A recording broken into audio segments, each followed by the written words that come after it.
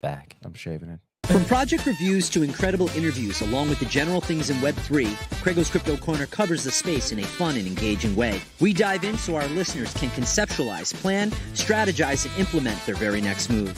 We are quickly becoming a platform that enriches and supports the overall foundation of Web3. In order to grow, you need your voice to be heard. If you have infinite curiosity, then CraigO's Crypto Corner is just for you. Come join us.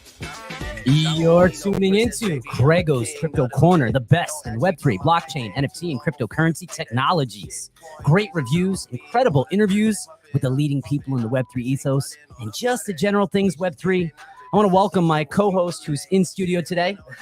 It's not in the metaverse. Wow, my coffee fell, and that is a great way to start off this episode. Well, I grabbed my coffee. Coffee just got rubbed. Coffee. And let's get right to it with my good friend, Ralph Quintero, from the Daily Ralpha. I want the weekly Daily Ralpha update. What is up? What's up, my friend? How are How's you? it going, brother? I'm good. What a great night last night on Twitter Spaces. A lot of great conversations were had. I do want to talk about today's daily weekly Ralpha update. And it was in your newsletter today. A little redundant, everyone. I apologize, but it centers around mental health and well-being. And Tony, if you can do a quick screen share as Ralph talks to us a little bit about this project and why it's so near and dear to his heart. Yeah, look, it's super exciting for me, and it's really important. I think that we all experience some form of mental health issues in this space. I mean, even leading up to this episode, we were talking backstage about like the craziness of being up all night and like buying into meme coins and shit coins. Like it really is crazy. And a little over a year ago, our good friend Will Weinrob, who's the CEO of Cryptoids, who you've had on the show, he introduced me to the concept of JOMO, which is the joy of missing out instead of the fear of missing out. And, that struck a chord with me. And whenever I feel stressed, overwhelmed with everything going on in the space, I remember to slow down and I remember JOMO. So another good friend of mine, Shira Lazar, and her business partner started the JOMO Effect, which essentially is a program, a platform to help people through some of these issues that we're all experiencing in the space. So after having put out 490 consecutive daily Ralphas, I think I've only missed one, which was the first day I had COVID and I could like barely lift a finger to type. And I still got a message out that day. I thought I'd do something really special, and that's dedicate today's issue completely to the JOMO Effect and highlight what I believe is a great cause. All of the proceeds from today's mint are going to be shared across 5 different charities that support mental health initiatives, which are phenomenal. And what's even great is, I've been very bullish on art this year, as you know, and we've talked about a bunch of times. This project has 40 artists that have collaborated to bring this to life. So I'm very excited. The project is minting on Magic Eden. It's on Poly. So it also is a great time to, for people to experience what it's like to mint on a different chain, bridging some Matic and all of that stuff. But it's well worth it. And it has been a phenomenal journey for that project team. And I can't wait to see it, come to life. I think everybody gets experience when they go cross-chain. Last night I was setting up 2 wallets in Ordinals and the Hero wallet, I believe, which is part of Ordinals blockchain or Bitcoin blockchain, trying to learn. And as you go through that process, you really, truly appreciate. And I love the JOMO Effect. So big shout out to the 40 artists and the group that put this together, and to amazing dynamic women. I do want to shoot into the next thing with you. And again, I'll let you throw in a couple things, but I was just thinking what's the top of my mind is I'm reading and hearing what you're talking about in spaces in real time and if you can do the screen share, Tony, Sam Bankman-Fried, right? So let's do a quick comparison. Right now, we have Nathan Chastain, who I think you said last night on Spaces stole approximately $27,000 with positioning on OpenSea, certain drops that were going to happen, and basically gave them, for being first seen on the platform. And then we have Sam Bankman-Fried, who probably created one of the largest, and you can come off that screen share. Thank you. Created one of the largest scams ever in history. I mean, a Ponzi beyond Ponzi's.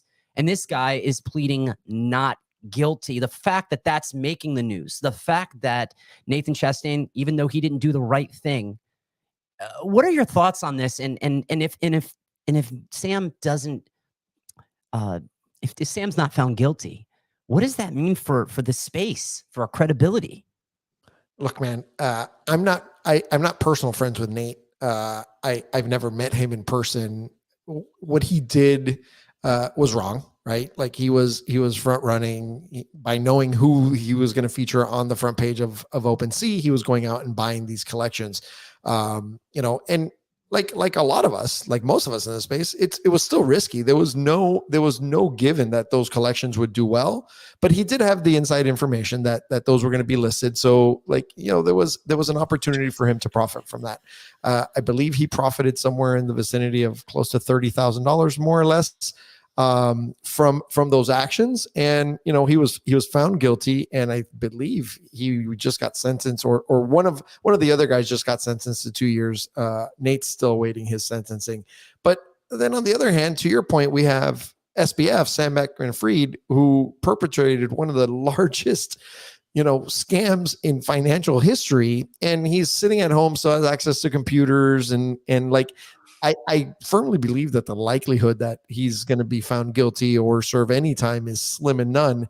But it just shows you what an imbalance we have in our current system to deal with things like this. It's infuriating, actually.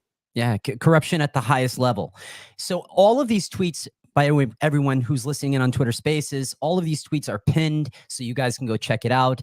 Ralph, what's on your mind for this week's Daily Weekly Ralph update?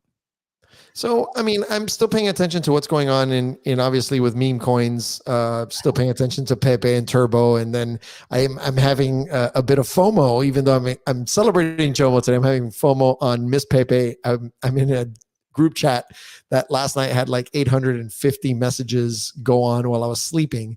And I saw the charts this morning. And I was like, man, this is nuts. So still going to be paying attention to that, but there's a couple of mints that are still coming up on Friday. There's MEMS. There's a couple of Mother's Day mints in anticipation of Mother's Day this weekend. So if you want to buy your mom an NFT for Mother's Day, I don't know how much she'll appreciate that, but hey, it's a thing. And I'm looking forward to seeing some of this liquidity that's being created off of meme coins, at least the people who are deciding to take profits. If this cycle is anything like the last cycle, we saw a big run on NFTs after the last meme coin season. So I'm hoping history will repeat itself and we'll see that again. That'd be great. And by the way, some of my bag, my friend, is part of your bag. And I got a lot of Miss Pepe in my life. And I don't want to make the missus jealous, but man, that frog is looking sexy. And I'm willing to share some of those frog profits with you.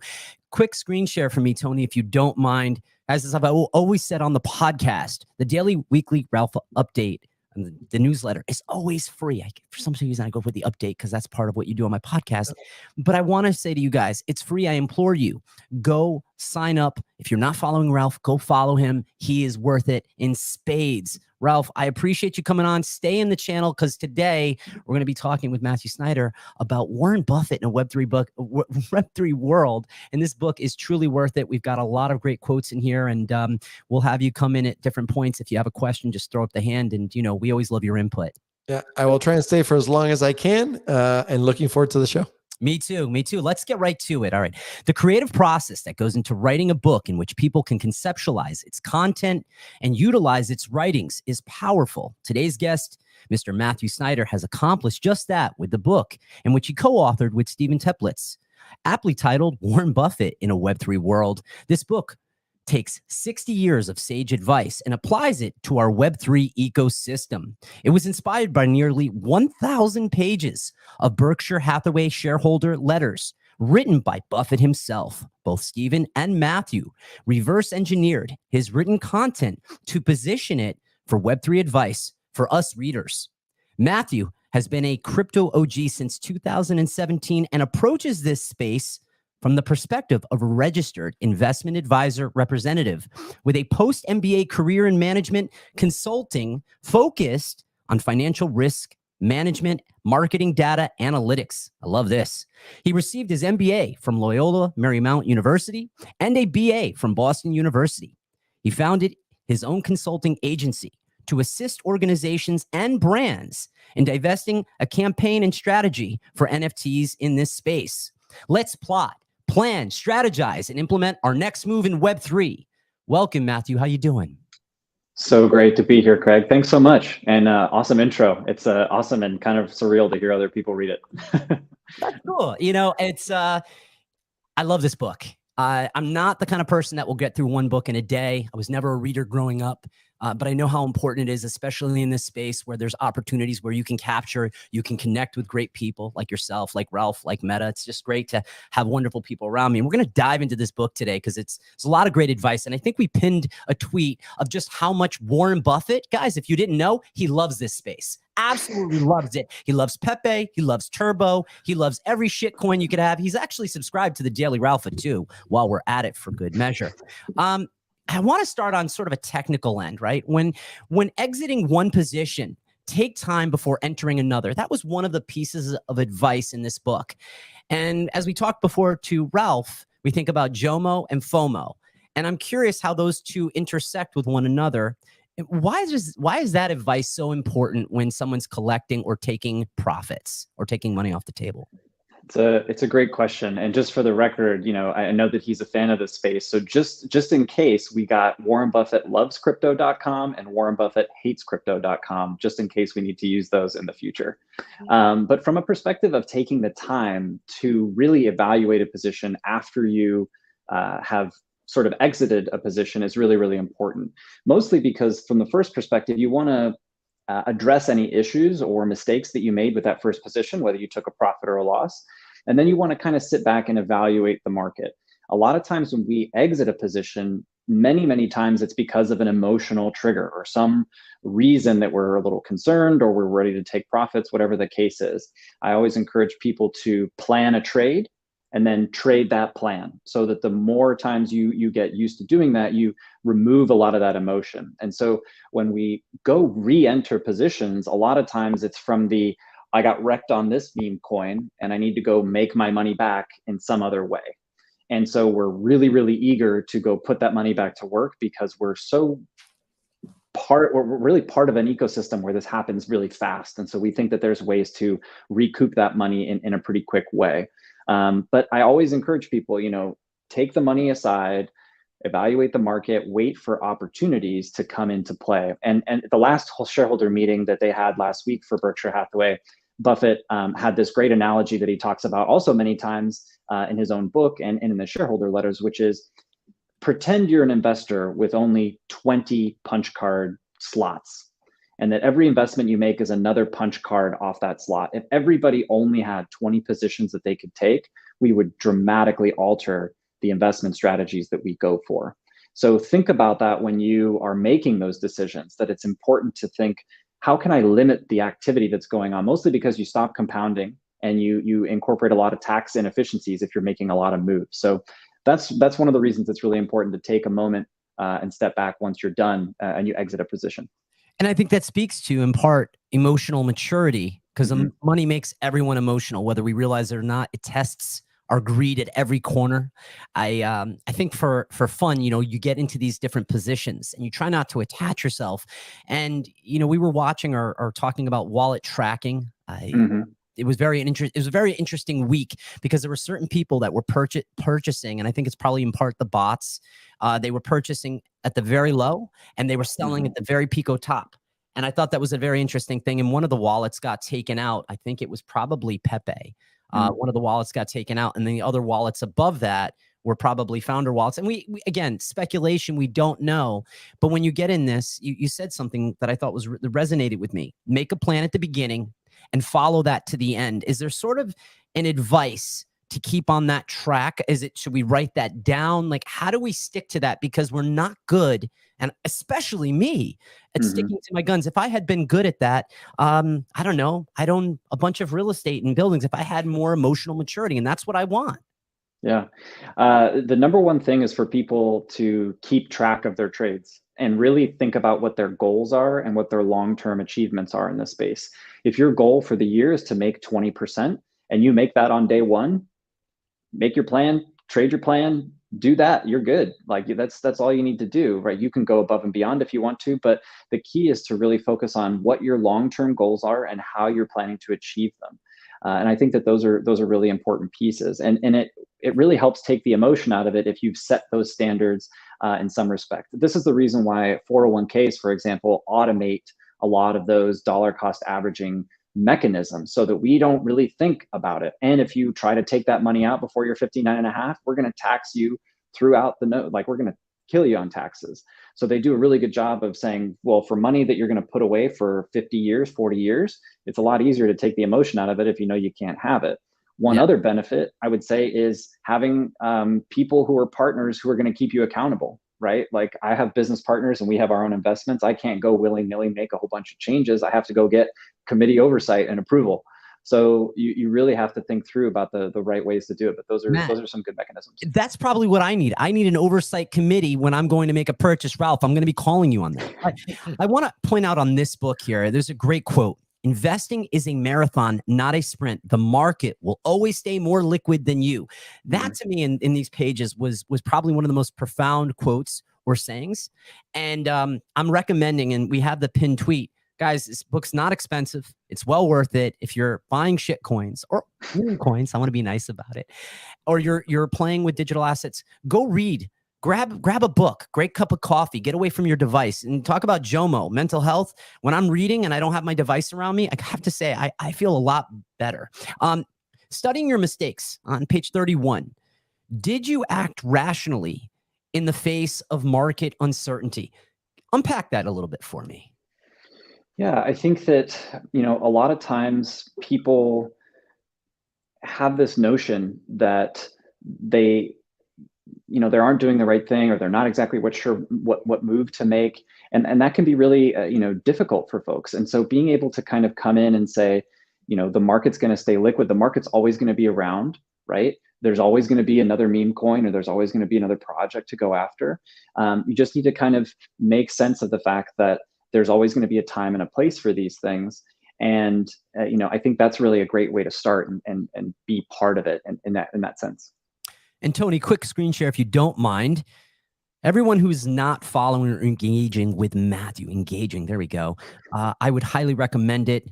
You always have some really notable tweets. And I think the way you're looking at this space is so incredibly healthy. And the fact that you pulled, as it said right there, 1,000 pages of Warren Buffett's wisdom condensed into a snackable investment guide for the Web3 space, I think is incredibly important, especially when all the people that are all we're doing is grabbing our wallet, connecting and looking at something, Freeman today, ascending, go burn this to get that. But we're not actually talking about the psychology behind it. And your book really encompasses that. And before we go on a little bit further with you, Mr. Meta Matt, it's great to have you in studio, yeah.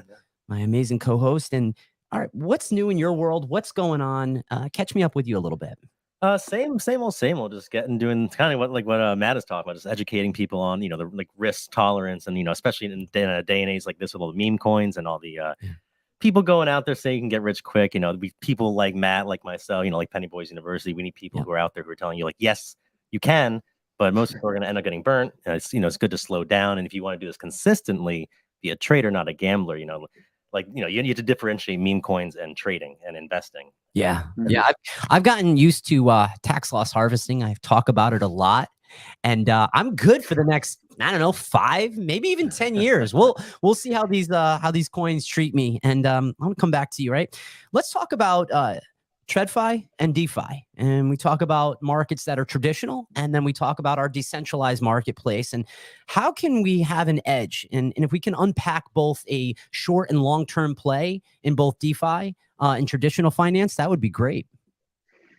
Yeah, sure. One of the benefits about, I guess it's a blessing and a curse with the crypto community, is that the market never closes. Right. So you always have the ability to enter or exit a position, and you're not really worried about front running or issues that happen when the market's going to open and there's all this fervent activity, or before the market's going to close and there's all this activity. So you kind of get a market that is always in flow and in flux, and you can start to look at that and get a sense of how those waves are going to move. And I think a lot of people use that to their advantage. I personally don't really believe that technical analysis is a huge benefit or a huge way to get ahead in some sense. I especially don't believe so really in the DeFi space, when you're using all these coins that are typically manipulated or they have crazy valuations. I'm glad that everybody all of a sudden understands what a market cap is. But if you're looking at a market cap, everybody's like, market cap, 10 million, 1 billion. Like, great, we know what a market cap is. Makes no matter when you talk about a coin that's been in existence for 3 weeks. That term is great for your vocabulary, but has no bearing on any of the stuff that's going on economically with the tokens that you're talking about. It's just a number. Let's dive into that, right? So a market cap of $1 billion. Who cares? What are other things that, like, and I think we'll talk about the social currency. So go social currency, and then I go, it grabs the attention economy. So currency strong, put my money into basically a liquidity pool that's being pumped and pumped and pumped. So whenever I retweet, Pepe or any of these Miss Pepe this morning, right? Guys, it's liquidity. There's just money. Are you the first in with your money? And are you not the last out? Because if you're the last out, you're done. Tax loss harvesting. So talk to me a little bit about that, because there was a perfect example about Warren Buffett and the Coca-Cola company in 1988, which we'll get to in a second. But when you think about that, outside of market cap, what else is there that people should be thinking about? Really, from a prospect of looking into the Web3 space, what I really look for are productive assets. If you look at something like any ability to stake a token, even granted, I don't know how sustainable some of those APYs and APRs are, but you can hang on to them for a year and see what happens. You're definitely going to get some of those tokens. Passive income in this space is pretty easy to come by if you join a liquidity pool or just go ahead and stake. But also look for companies that make money. What a novel idea, right? Like ENS is a great example. The Ethereum name service is a fantastic example. They're basically the GoDaddy of the Ethereum blockchain, right? Mathew.eth, Craig.eth, whatever the case may be. It's a business that exists that takes money from people who want this wallet address, and they use it for their own organization to keep this thing moving and to keep it growing and to get people excited about it. So productive assets are really, really important, and they're few and far between. I don't know what product Pepe coin sells, but that's okay. It's a free market. So just keep that in mind. Oh, no, 100%. And let's use this quick example. And I see a lot of people in Twitter spaces. I'm probably going to have people come up in a little bit and have a conversation with you, ask you some questions. Because this book is amazing. Warren Buffett in the Web3 world. Because we all know he loves Web3. That's what we're going with today, by the way. If we're buying Pepe and other meme coins, we're going to say that Warren Buffett loves Web3. Why not, right? The 5,810% return on $1 billion investment in the Coca-Cola company in 1988 on page 52. What is the big takeaway from this example in your book, Warren Buffett in the Web3 world? The biggest takeaway is when he starts to talk about the hundreds of millions of dollars in dividends he receives every year as a result of holding that organization. We also mentioned in the book that the time that he is spent drinking Coca-Cola is close to like 10,000 gallons. So the fact that this guy is actually still alive after drinking all that much Coke and McDonald's is like amazing. But I just think that that's fantastic. So, the other thing is, we talk about this too, pump your own bags. There's nothing wrong with going in there saying, hey, I love Coca-Cola. I'm a stockholder. I drink it. I eat C's candy. He's a perfect example of pumping his own bags. I don't think there's anything wrong with that. People in their own projects should absolutely do that. You see it in the NFT space all the time. But that's a crazy return, and that's just a buy and hold. Number of taxable transactions, probably 0. I know. Obviously having that kind of money, MetaMatt, right? I'm looking at both of you. Having that kind of money, I've got to assume he's got like a doctor that wakes up in the morning, checks his heart, checks his cholesterol. You're good. Warren, take this magic pill. I mean, it's worth billion. Come on, it exists. We know it does. Let's play like it doesn't, right? Just one also fascinating piece is that 90% of his wealth came from after his 60th birthday. Which is just incredible. If you think so he is like the greatest example of how compound interest, as Einstein put it, is the greatest invention that's ever been created. So he's been able to grow something at 20% per year, or 20% per year for 60 years, is over a 3.7 million % return. That's insane. Consistency is the key, not can you get rich in a day. When you put that in perspective, and by the way, real quick, guys, I want to do, Tony, if you can do a screen share, if you don't mind. There we go. So a big shout out to our X First community. You can come off that. If you guys aren't following them, I'd highly recommend it. They're doing great things on the Multiverse X blockchain.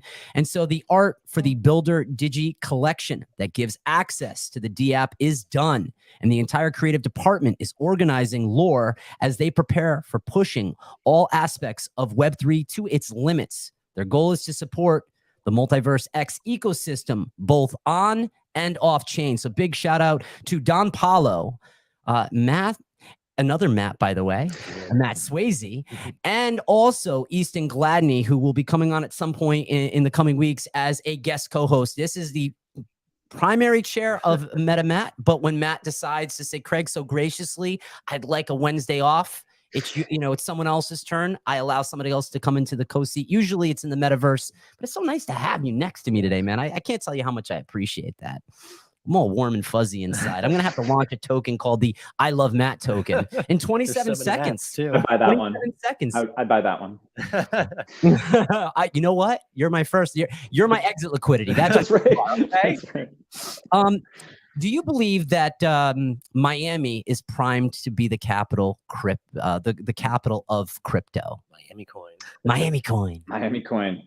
It's very interesting. So I've engaged with Mark Wheeler, who's actually the chief tech officer of Philadelphia, and they're doing something as well. It's amazing. I think regardless of who wins that race, it's amazing to see so many different cities trying to be involved and trying to find ways that we can bring in both policy, regulators, and sort of the state and sort of oversight bodies to get a sense of how we can leverage blockchain technology for the community, for the masses, and ways that we hadn't really thought about before that kind of go beyond the investments, the meme coins, et cetera. But, how can we allow people who may not have funds to, earn or be able to basically buy or you pay your rent and you earn a little bit of the equity for the property, right? Or ways that we can really lift up people. And so I think being in the city space, being involved in that is really important. And I'm excited to see a ton of those spaces.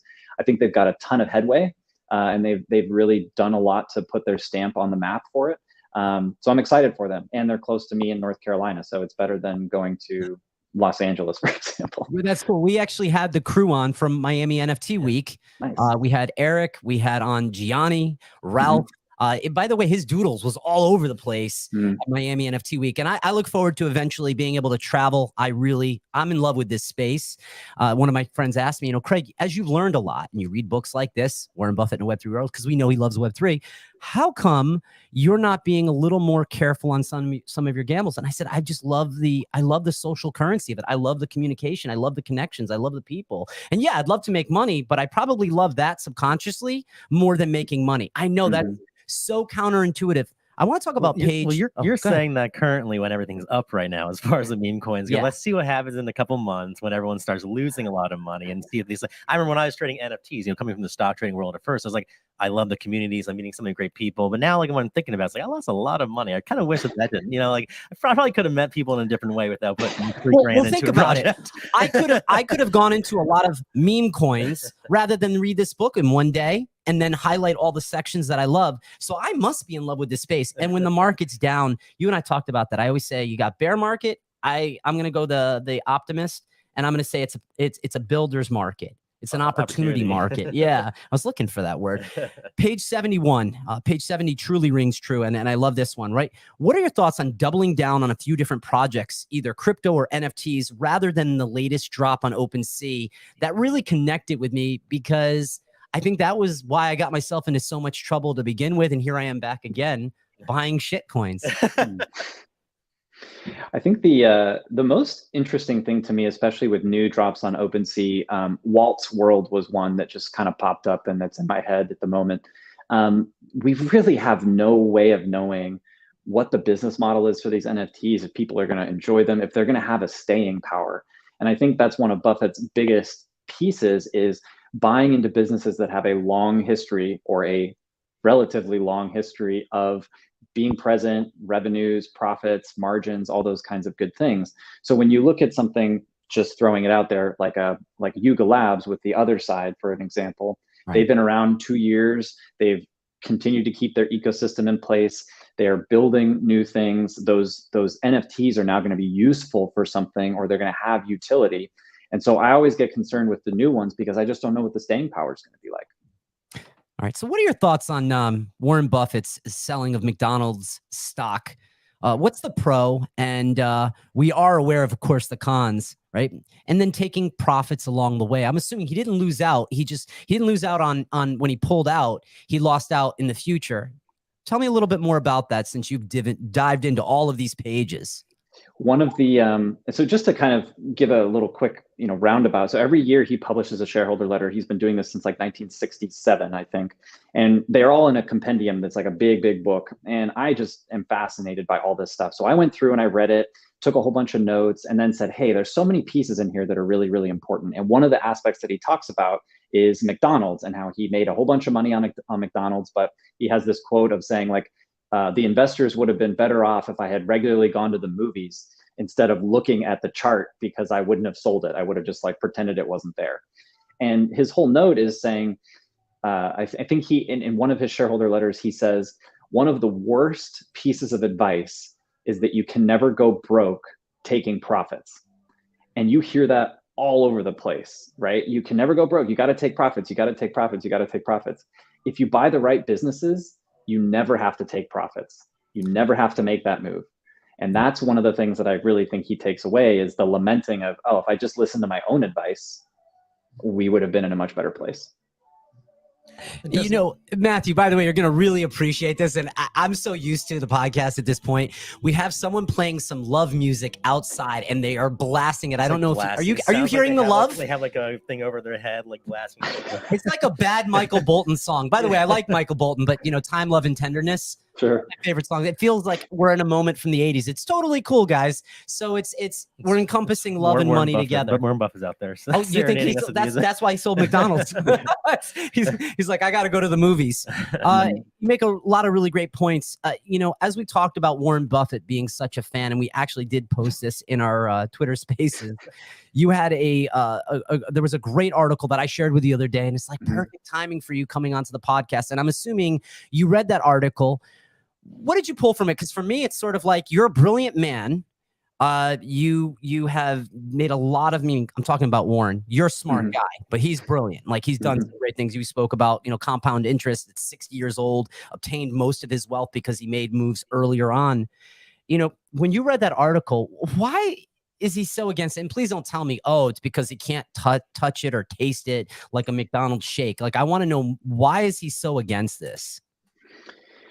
I think, well, one interesting piece is that he may be really against this, but as you can tell from the book, one of the great pieces that we brought full circle was his hatred for this space. And yet at the very end, a year and a half ago, he invested in a South American bank called New Bank, which he put $500 million in. And it turns out last summer, they released a virtual currency, or they released a virtual token.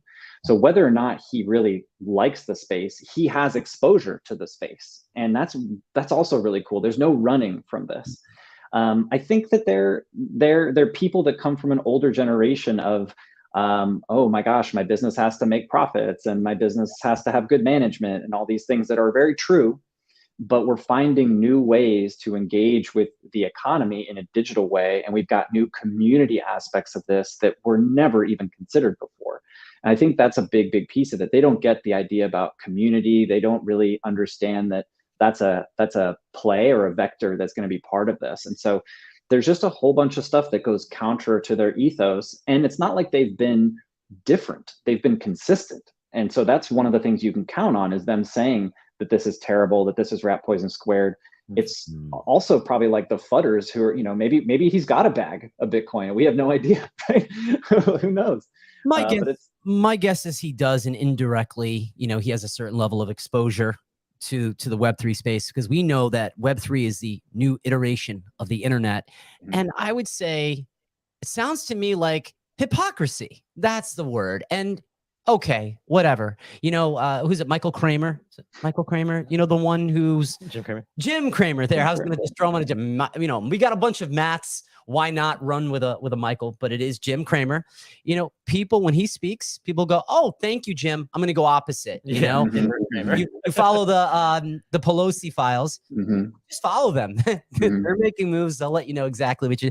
Nancy's brilliant, by the way, at stock investment. Oh, did I say that? I don't know. Well, we'll see if AOC and whoever the other Republican from Florida, they have their way. They're going to be banning, not like an insider trading from Congress and their stuff. And by the way, this is cross party, because at the end of the day, whether someone's affiliates with one political group or the other, capitalism reigns supreme. Let's be clear. Oh, I see a comment from Don Paulo. Michael Bolton, he loves Michael Bolton. I knew you did, Don. You're that guy that loves Michael Bolton.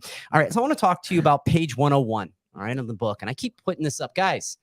It's money well spent. There we go. Straight up. Guys, let me go. Page 101. Buffett argues that what actually occurs in a bubble is not wealth creation, but wealth transfer on a massive scale. Let's talk about the financial condition of our current economy and how it relates to the overall transference of wealth from baby boomers to Gen X. What are your thoughts on that, Matthew? I think that when I hear all this stuff about meme coins and people kind of going back and forth, I think that there's a lot of that going on in the crypto space. We talk about people getting wealthy or, hitting it big, but those are really frequently timed and fast timed wealth transfer. People create a coin and then their exit liquidity, right? So we also people know the term market cap and people know the term exit liquidity. All of a sudden, people in the space are like financial geniuses, and yet they're all about tokens that like nobody can really talk about what they do. Which at least people are getting exposed to the vernacular, which is really important. Right. And I think that from a perspective of people and youth and where we are kind of right now in this space, we've seen a lot of people, I guess where you're kind of coming from is this notion that like baby boomers had it easy. They were able to kind of take advantage of a 40-year bull run, like a really, really long bull run. Also, Buffett benefited from this as well. And now we're kind of seeing the ramifications of people not really trusting banks. So they're looking for kind of this new ecosystem. And I think that that's really powerful. The narrative is really, really powerful. The big scary thing I think that came out of these bank failures is this notion that people can pull their money out of a bank much, much quicker than they could previously. And that's a big sort of challenge for people to sort of keep in mind as we think of this wealth transfer as kind of a meta concept. Really quick, speaking about boomers, I know the one biggest difference that we have is social media nowadays. I'm just curious. I know you said that Buffett was the OG content creator. I'm just curious, like mostly the stock market, but also the crypto and Web3 market. What is this? This all social media. TikTok is a huge thing. Twitter, with Elon. What do you think the effects are in the stock market that maybe wasn't an effect, during the boomer era? Yeah, it's the amount of information. So the information that he provided as the OG content creator were in his shareholder letters. And he did that year after year after year. And those are all scrutinized, made public, and they have to be factual. That's a big one. They have to be relied in basis, or else he's, lying. And so what you've got now is this ability for people to manipulate markets using social media and their influence, which is dangerous. But if you have the ability to sort of peer through the lens of, okay, this is just somebody speaking about this, I'm going to go make my own informed decision. Always do your research. Always kind of consider speaking to a registered investment advisor if you're curious about how to make these moves or what may be the case. So I think that they've drastically increased the velocity of money in this sense, where more people can put more money to work at a much faster rate.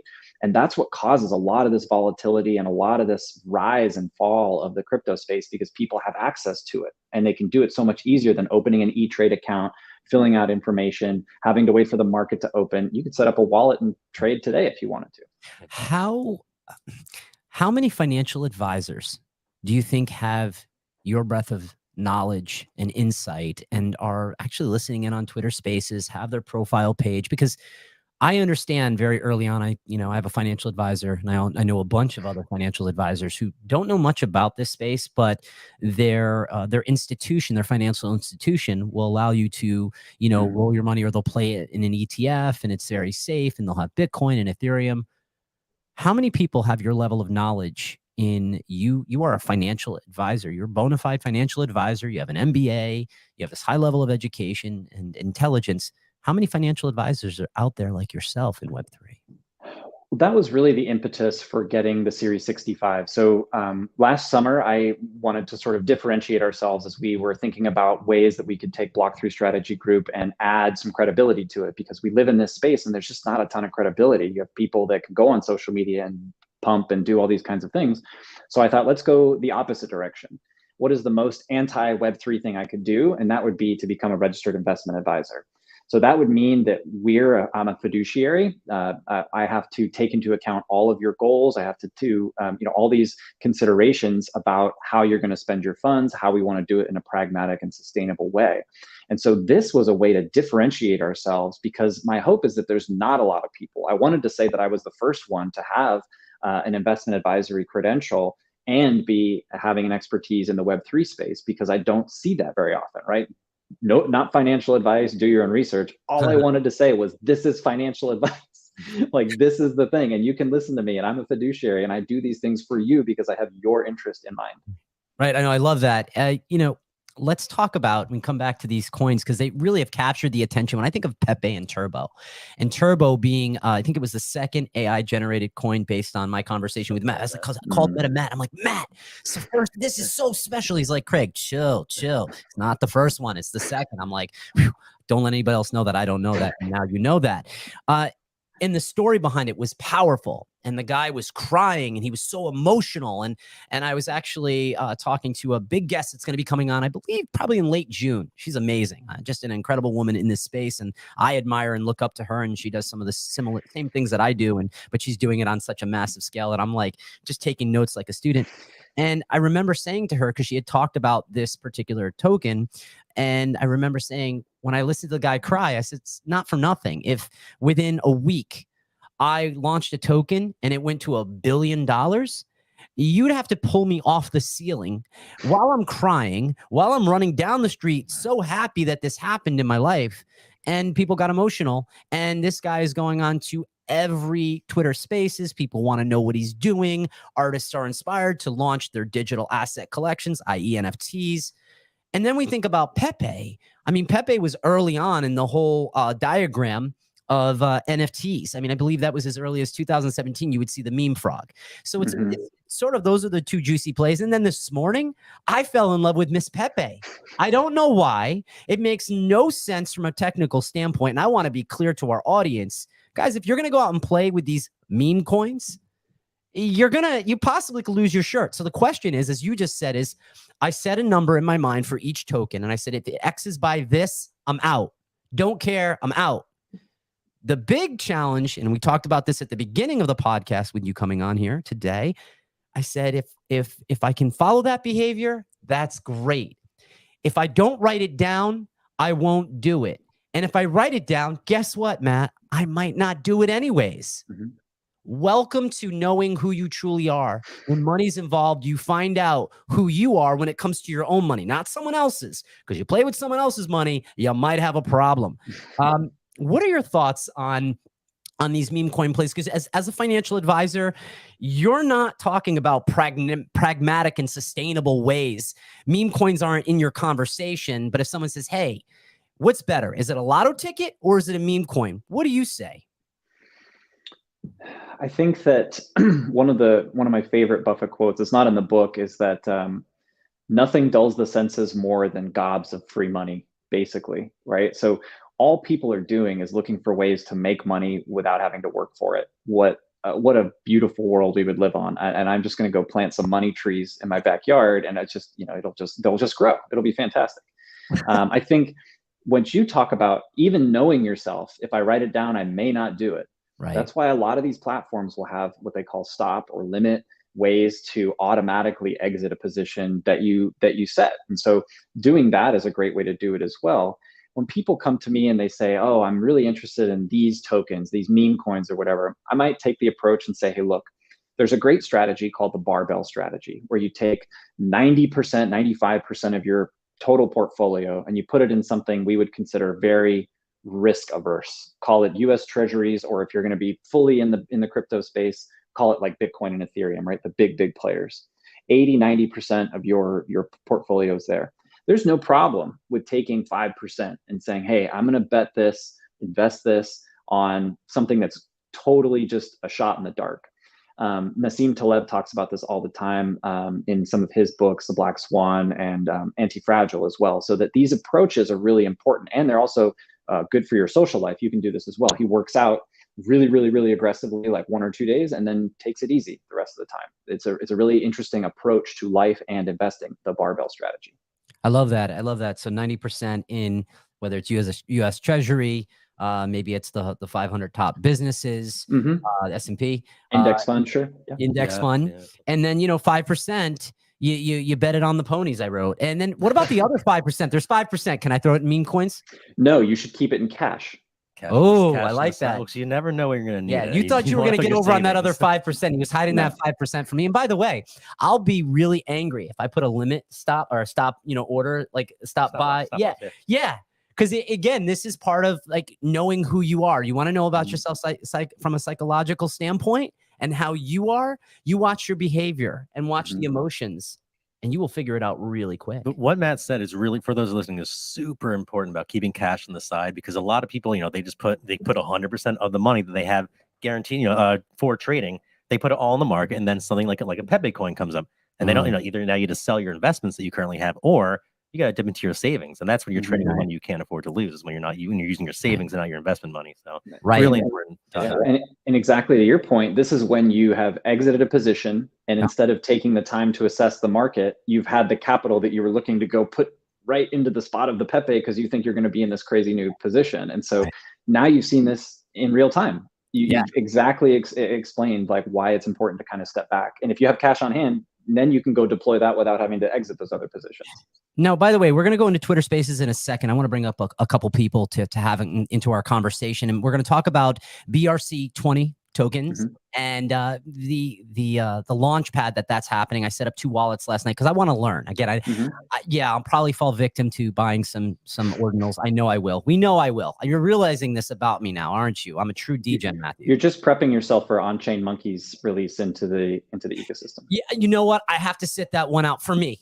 There are a lot of people. I talk to Amanda Terry, and it's amazing. But I'm going to stay in my financial lane. That's a little beyond my financial lane. So I do have my not throwing lots of money. I throw the small money in. I was always like a big snacker. Like I would go to a coffee shop here, and I'd grab a donut here, and I'd grab this and that. And all those snacks added up when I could have just bought one nice lunch. I could have made it really simple. So we're going to talk about BRC. We're also going to expand on a few other things, and we're going to bring people up into Twitter Spaces. But what I do want to talk about right now, if I'm going to go into Twitter Spaces as I'm talking about it, ready to bring someone up, next week on Wednesday, we're going to be going to 8:30 p.m. Eastern Standard Time.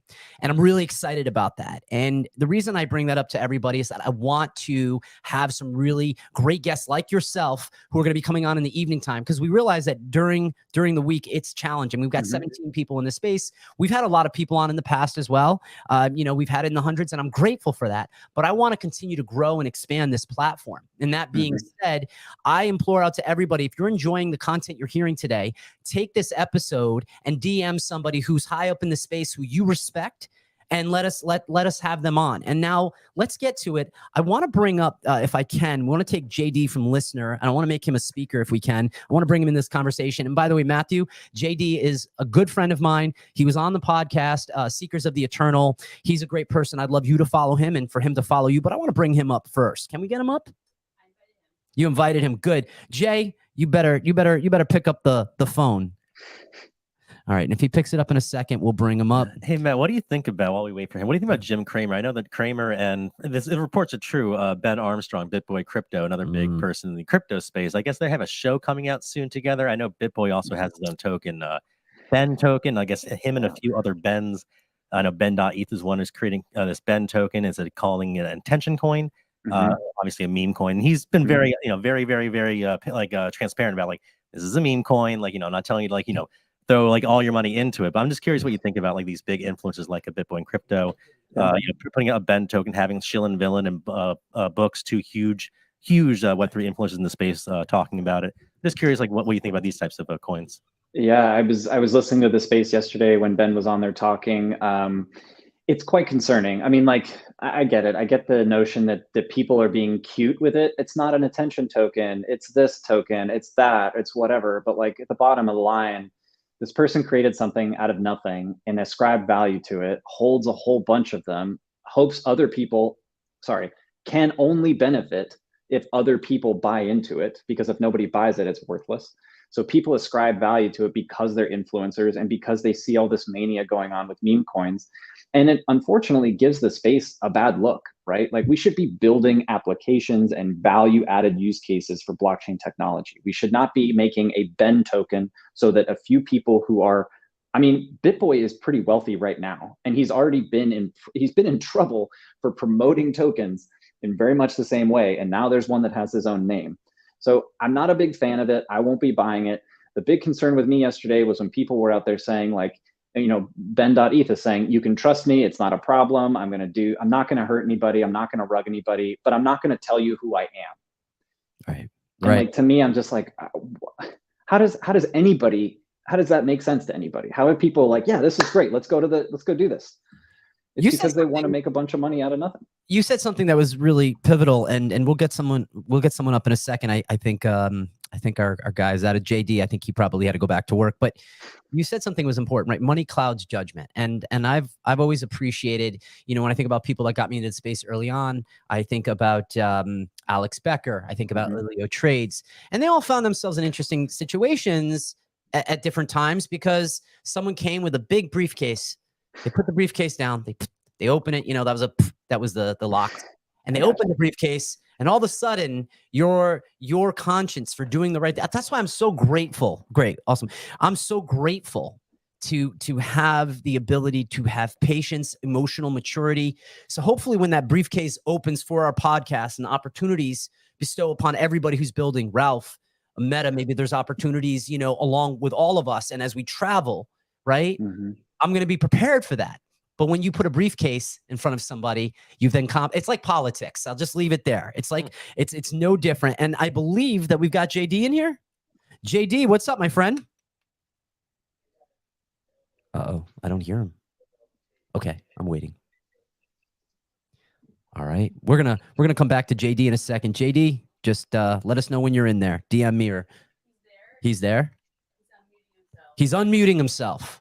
He's worth it, by the way. I won't normally do this for anyone, and then we're gonna get back to our conversation. Is that him?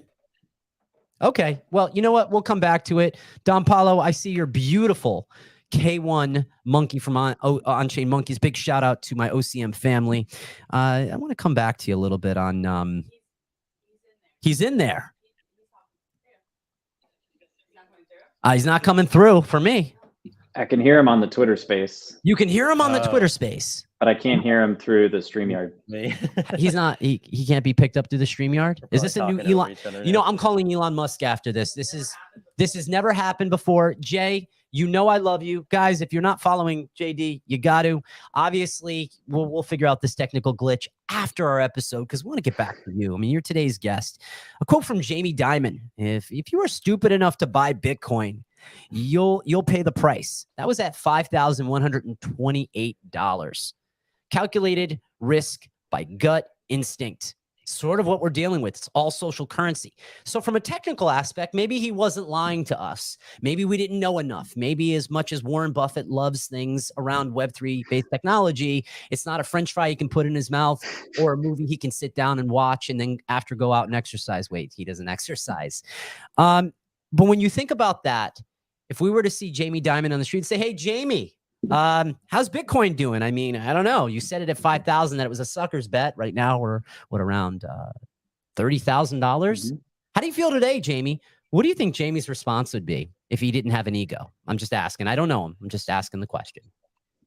You know, I actually really respect Jamie Dimon for the work that he does at JP Morgan. I don't necessarily love the large financial institutions and all the sort of consequences and ramifications that they've had and the overall global ecosystem.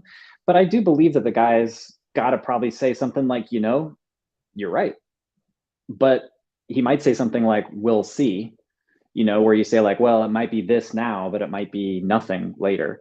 I would also argue that Bitcoin is probably the only one that I would feel comfortable going with him and having that kind of toe-to-toe argument or discussion, I guess, about.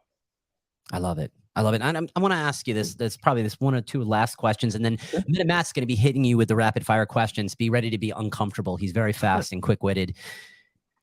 What's the most powerful page from this book that if you were to say, buy this book, go into the bookstore and okay, you don't want to buy it? Not a problem. But this is the one page you need to know. What page number is that? And just give me like one sentence from it. Putting you on spot, Mathew. As an investor. So the goal would be to have you consider this book and advice is really, really important for you. And the only real tangible quote from this book that matters is that if you had invested $1,000 in Berkshire Hathaway in 1965, you'd have over $36 million today. I don't need any more social proof. I don't need any more financial proof that if I follow these guidelines, act and invest pragmatically and sustainably and for the long term, we can all benefit. Mathew, your phone is going to ring when I call you and say, Matt, talk me off the ledge, man. It's another degen coin.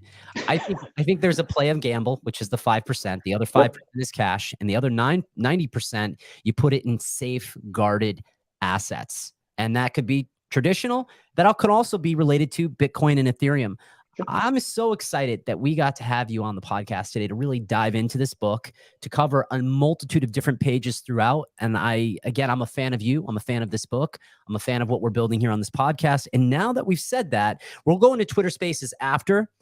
But Mr. Meta Matt, hit him with some rapid fire questions. Yeah, I got a few questions for you, actually, because obviously you have a very good understanding of both markets, the stock and the crypto market. So let's start with the stocks. Talk about dividends. I know, Warren Buffett is a huge advocate of dividends. Some of the politicians, Joe Biden included, don't really like dividends as much. They say that the people or these companies should be spending money on the actual companies as opposed to on the shareholders. I'm curious what you personally think, as far as dividends and even like yielding with crypto. What is your take on all that? Are you with Buffett or are you with Biden, I guess, as far as that goes? For those that don't know, Buffett always said that Berkshire Hathaway would never, ever, and did never, ever pay a dividend because he knew that they would be able to put that money to work better than the regular investor. I think fixed income instruments are very important at a particular time in your life. So if you are retired and you need to have consistent and money that you can count on come in the door, dividends are a fantastic play. I personally think that if you're going to be in the tech sector, you're going to be in places with a little bit more innovation. You've got to let the company put that money to work. You don't need to be paying shareholders to sit there and do nothing, unless you're like a REIT, for example, that has to pay out dividends. Right. And that's actually buybacks is what I was taught. The stock buyback is one that Biden is not a huge fan of, and Buffett is. What's your take on the stock buybacks then? Buybacks are just another form of market manipulation that people use when timing is advantageous. It's neither good nor bad. They're the rules, right? So a company can do it to signal something and that they can't maybe signal another way. But I think that they're part of the game. And a lot of times people don't like the rules, but that's too bad.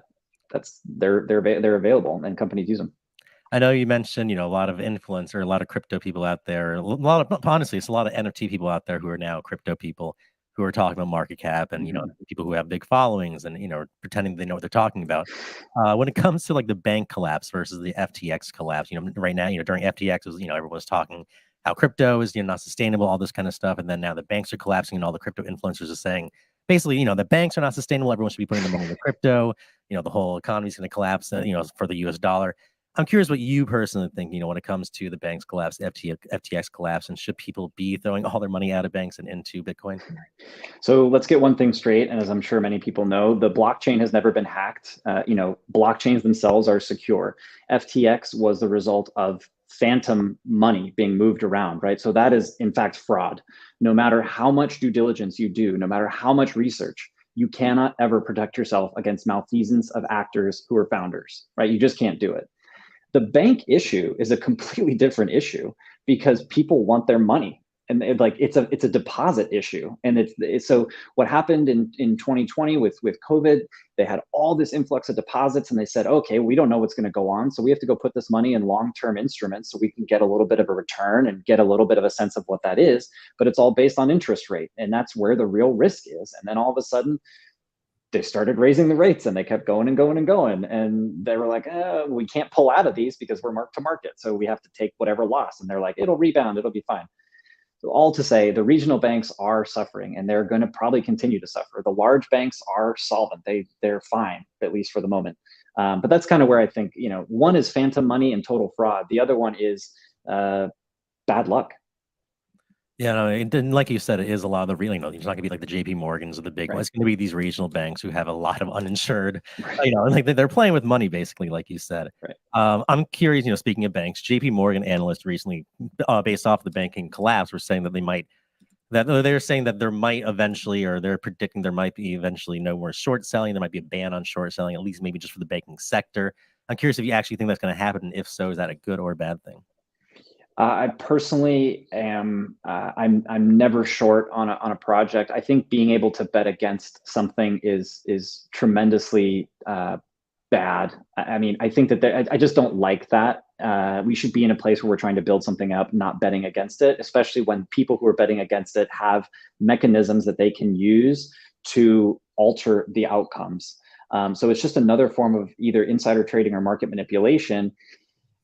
It'll be interesting to see. I don't know if they would ever get rid of it because I think so much money and so much velocity of money comes into the ecosystem with these kinds of things that it's actually important for shorts to get liquidated. It's an important thing that's part of the game that needs to happen, but I don't love it, quite honestly. Do you have the same take on buying puts, options contracts?